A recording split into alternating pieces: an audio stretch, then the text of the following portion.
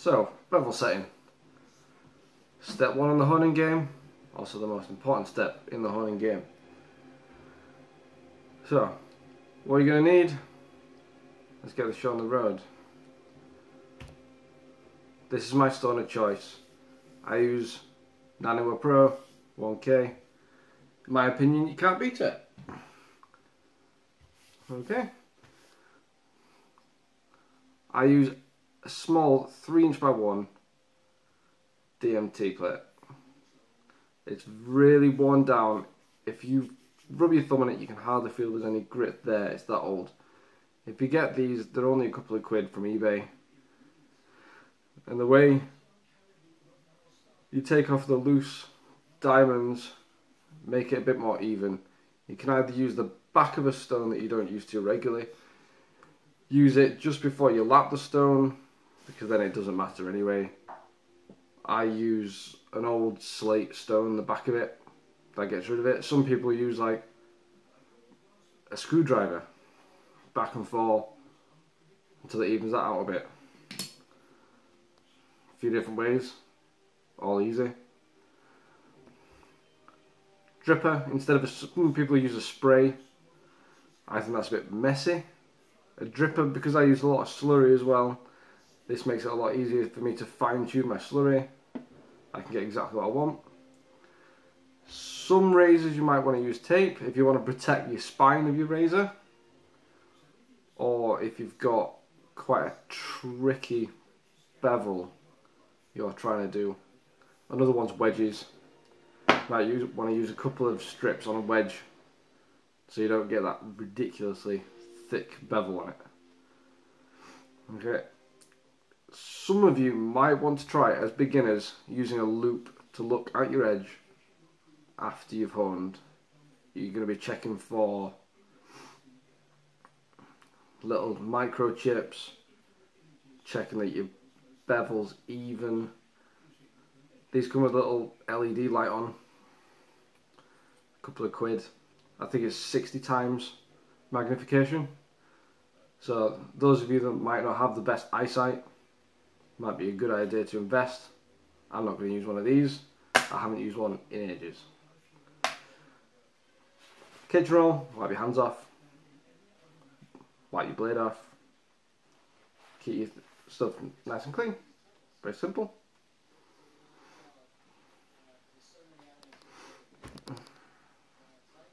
Last thing, something to put your stone on to stop it slipping and keep your workspace nice and clean. I have used in the past the rubber floor mat from a van. It seems perfect, but at the moment I don't know where it is. So at the moment I'm using a towel, because if I move this a bit, it doesn't move. If I had that on the table, it might scratch my table. Simple stuff. Okay. The technique we're going to use, that I use all the time, because it's foolproof, is called the burr technique to set the bevel. Okay? What the bevel means is, at the moment, your edge will look like that. Under high magnification, that's what it's going to look like. It'll be round. Unless it's obviously shave ready, then it's not going to be like this. But a blade may be straight from the factory, it's going to be round. And as you hone, that edge is going to come more and more pointed, okay, to an exact meet of both sides. That's what we call a bevel. And the burr technique, as you hone down, if you keep going on the one side, the edge, it doesn't just fall off, it rolls over and it folds onto the other side, and it causes a rough edge that we call a burr. Okay?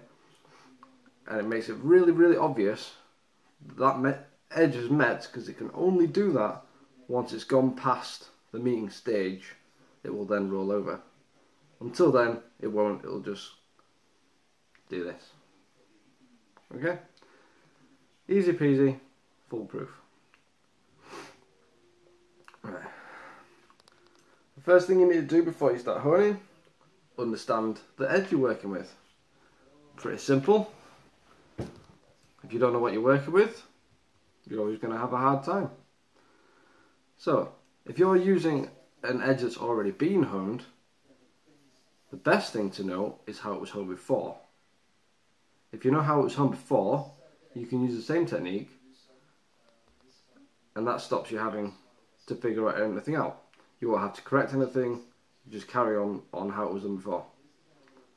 If you don't know how it was done before, you kind of need to figure out how it's going to be honed the easiest. There's not just one way, and the easiest way is just to know the best way for that blade. So, if it's a new blade, how do we figure that out? By starting to hone. I always use slurry on every stone I use. I find it gives a smoother finish, and it's also faster.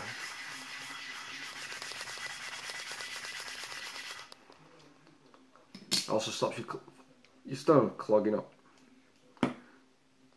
Okay, we're going to learn this edge in the first 2 strokes. We're going to do that just by looking at the water as we hone.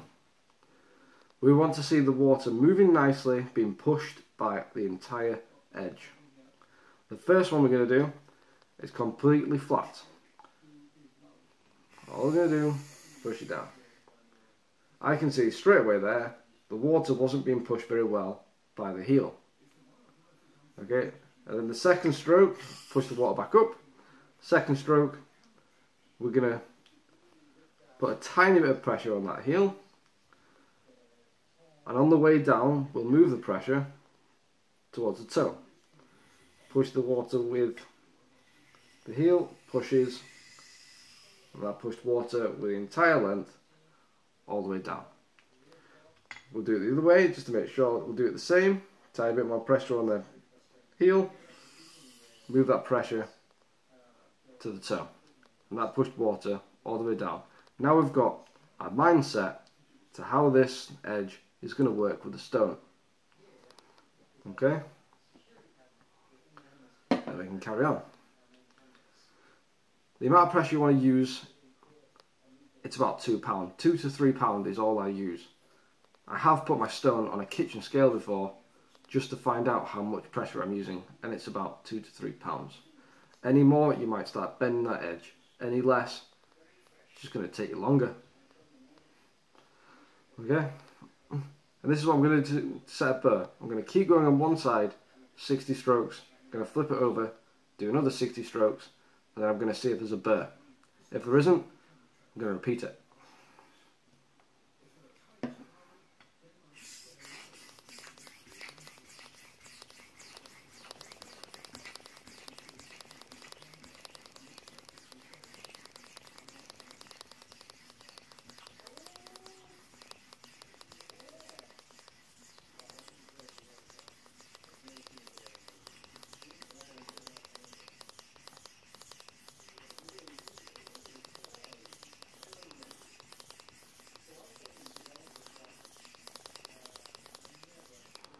Now it might not look like I'm rolling the edge, but I am rolling it very, very slightly, just to make sure that the entire edge is contacting this stone nicely.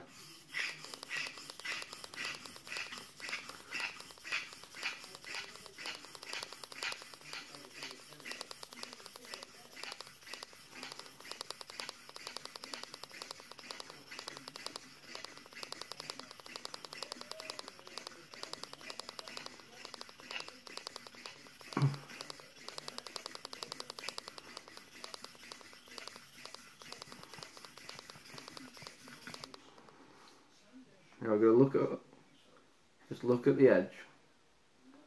Can I see a burr? Not yet.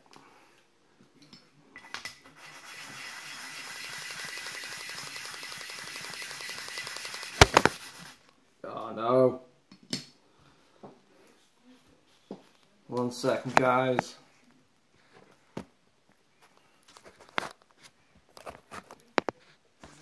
My amateur setup has collapsed.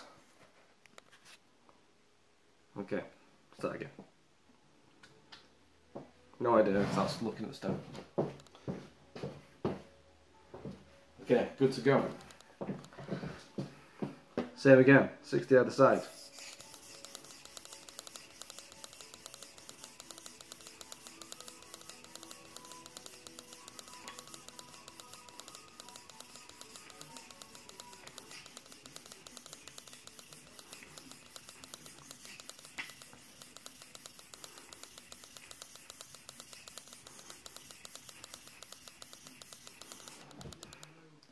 Don't let your stone dry out. If you see it drying out, add a little bit more water.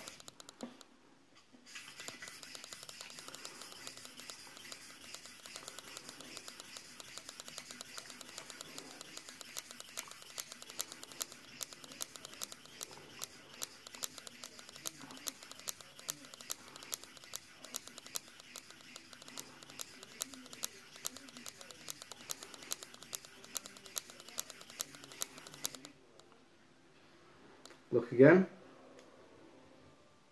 and I can see a rough edge this time, the entire length of the edge. If you want, you could use a loop to look at that, and you'll be able to see very, very rough edge forming at the edge of that bevel. You can also use a needle or a pin and slide the pin off the edge, and you'll feel it hit where that burr has formed if you go the entire length. If you look at the edge and there's only a burr in the middle, you need to go back and start again and make sure that burr ends up the entire length of the blade. If it's not the entire length, you've only set the bevel in the middle or wherever a burr is. Okay. And now all I'm going to do is remove that burr. So I'm going to do 10 twice on either side just to remove that burr. And I'm also going to reduce my pressure a bit to give that edge just that slight bit more smoothness.